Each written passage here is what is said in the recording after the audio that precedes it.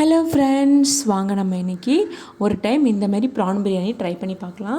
அதுக்கு ஃபஸ்ட்டு ஒரு பவுலில் க்ளீன் பண்ணி எடுத்து வச்சுருக்க ப்ரான் சேர்த்துக்கலாம். 1 டேபிள் ஸ்பூன் மிளகாத்தூள், 1/2 டேபிள் ஸ்பூன் அளவுக்கு மஞ்சத்தூள், கொஞ்சமாக உப்பு, 1 டேபிள் ஸ்பூன் போல் இஞ்சி பூண்டு பேஸ்ட் சேர்த்துக்கலாம்.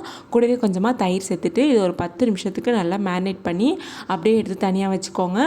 இப்போ ஒரு ஜாரில் 2 பட்டை, 3 லவங்கம், 2 ஏலக்காய், 1 அன்னாசிப்பூ, 1 ஜாதிபத்திரி, கொஞ்சமாக கல்பாசி, 1 டேபிள் ஸ்பூன் அளவுக்கு மிளகு, 1 டேபிள் ஸ்பூன் சோம்பு சேர்த்துட்டு இதை நல்லா ஃபைன் பவுடரை அரைச்சி தனியாக எடுத்து வச்சுக்கோங்க.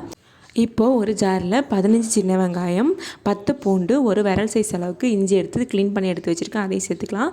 இப்போ இந்த மாதிரி ஒன்று பாதியமாக அரைச்சி எடுத்து வச்சுக்கோங்க.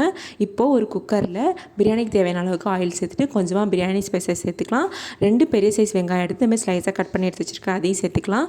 2 பச்சை மிளகாய் சேர்த்துட்டு நல்லா வதக்கிட்டுக்கோங்க. இப்போ நம்ம அரைச்சி வச்சுருக்க அந்த மசாலாவே அது கூடவே சேர்த்துட்டு நல்லா மிக்ஸ் பண்ணி அதோட பச்சை வாசனை போனதுக்கப்புறமா ஒரு பெரிய சைஸ் தக்காளி எடுத்து இந்த மாதிரி கட் பண்ணி சேர்த்துக்கலாம். ஒரு கைப்பிடி நிறையா புதினா, ஒரு கைப்பிடி நிறைய கொத்தமல்லி சேர்த்துக்கலாம். இப்போ நம்ம அரைச்சி எடுத்து வச்சுருக்க biryani masala and 1 table spoon மிளகாத்தூள் சேர்த்துக்கலாம். அது கூடவே தேவையான அளவுக்கு உப்பு சேர்த்துட்டு கொஞ்சமாக தயிர் சேர்த்துக்கோங்க. சேர்த்துட்டு நல்லா மிக்ஸ் பண்ணி விட்டுக்கோங்க. இப்போ நம்ம மேரினேட் பண்ணி எடுத்து வச்சுருக்க அந்த ப்ரான்ஸையும் சேர்த்துக்கலாம்.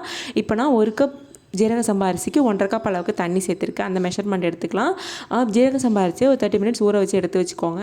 இப்போ நம்ம தண்ணி சேர்த்துட்டு ஃபைனலாக கொஞ்சமாக லெமன் ஜூஸ் விட்டுட்டு நம்ம ஊற வச்சு எடுத்து வச்சுருக்க ஜீரக சம்பா அரிசியை அதில் சேர்த்துட்டு ஒரு 2-3 விசில் வச்சுட்டு கொஞ்சமாக தம் விட்டு லாஸ்ட்டாக கொஞ்சமாக நெய் ஊற்றி எடுத்திங்கன்னா நல்ல டேஸ்டியான கமகமன் வாசனையோட ப்ரான் பிரியாணி ரெடி ஆகிடுச்சு. கண்டிப்பாக ட்ரை பண்ணி பாருங்கள். அண்ட் இந்த வீடியோ உங்களுக்கு பிடிச்சிச்சின்னா சேனலை கண்டிப்பாக சப்ஸ்கிரைப் பண்ணிக்கோங்க. தேங்க்யூ.